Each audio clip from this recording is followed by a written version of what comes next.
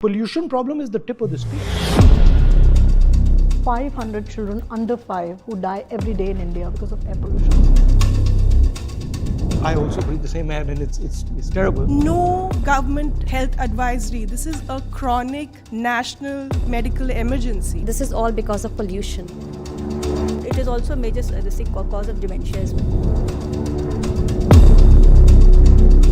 Everybody is affected by it. The poorest person who's living in Delhi and the richest person who's living in Delhi is affected.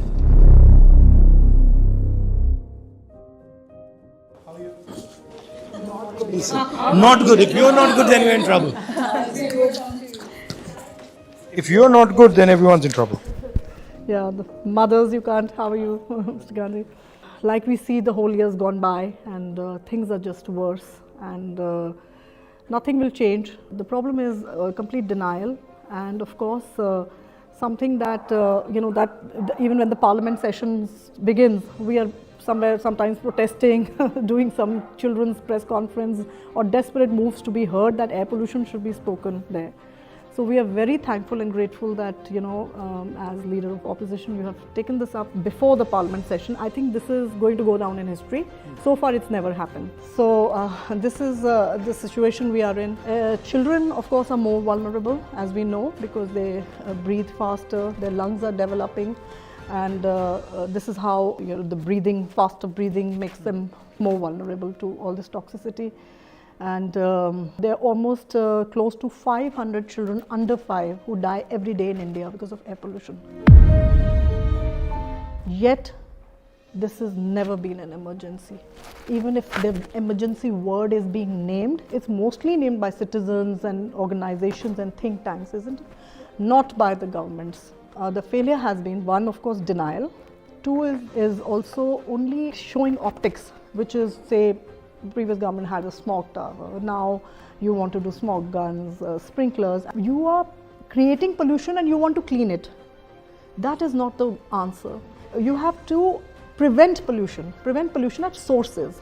That means the systemic changes that you have to bring in. And the systemic changes means a lot of work within the government that may not show, but it's the real work, the real intent, the real political will. So I saw changes in my son. We moved back from US when he was 5 and immediately he was not able to breathe.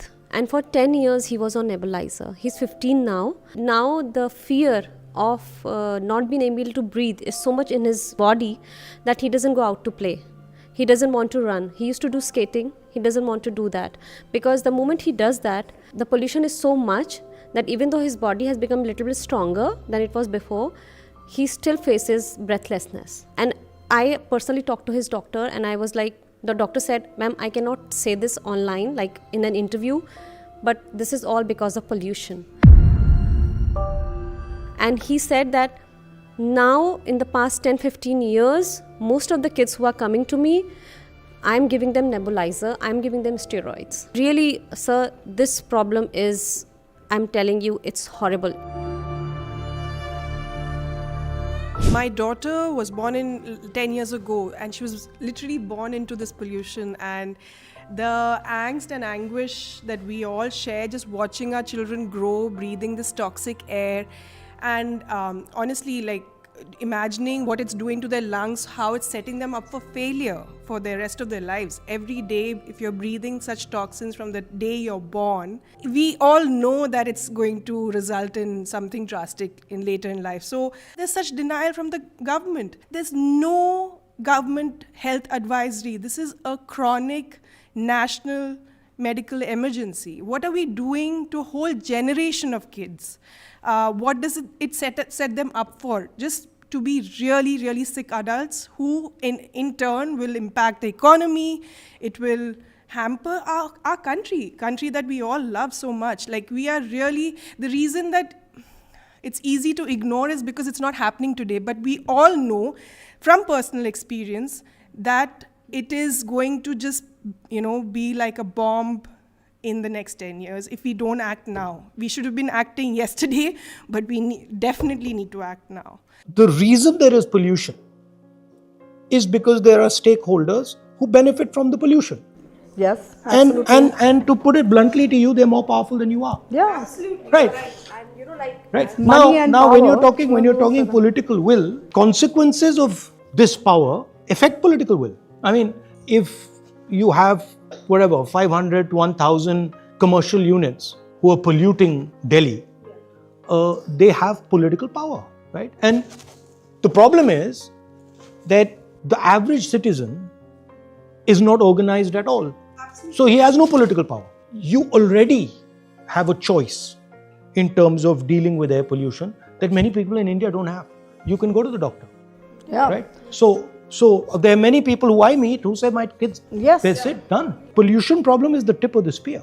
I'm more than happy to help you because I think this is important. I mean, I also breathe the same air and it's terrible. And you know, my niece and nephew grew up in it. You can't escape, right? There's no way. I mean, you can be Mr. Adani. Well, Mr. Adani can probably sit in his house and do his little air purifier stuff. But you can be pretty much anybody and you're going to breathe the air eventually.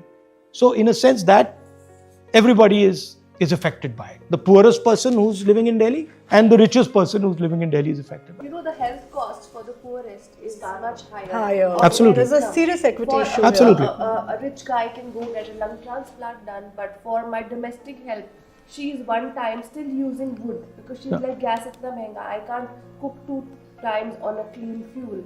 So even a clean fuel is not available to the majority of Indians.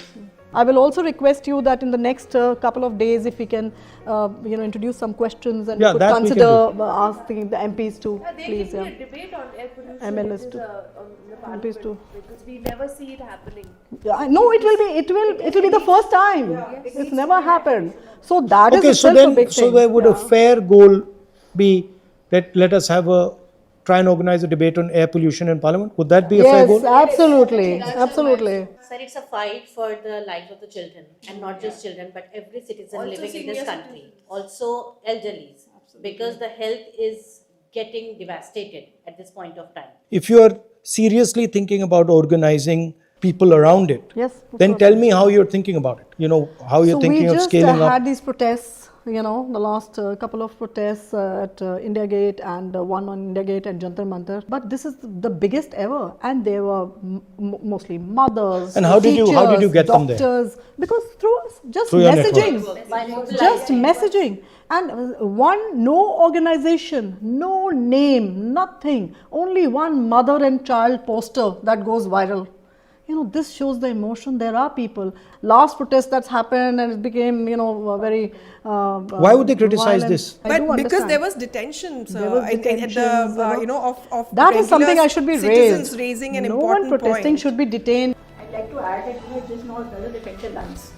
It also affects the heart, it affects the gut system, and it is also a major cause of dementia as well. So even the senior population is going to be severely affected. So you will actually have a public health emergency if air pollution is not catered to. Children's cognitive development. If these children are not going to be crippled, what are you talking about 10 trillion economy? Nothing will work in this country when the children will be crippled, struggling for life. This is where one bold politician will have to take this forward.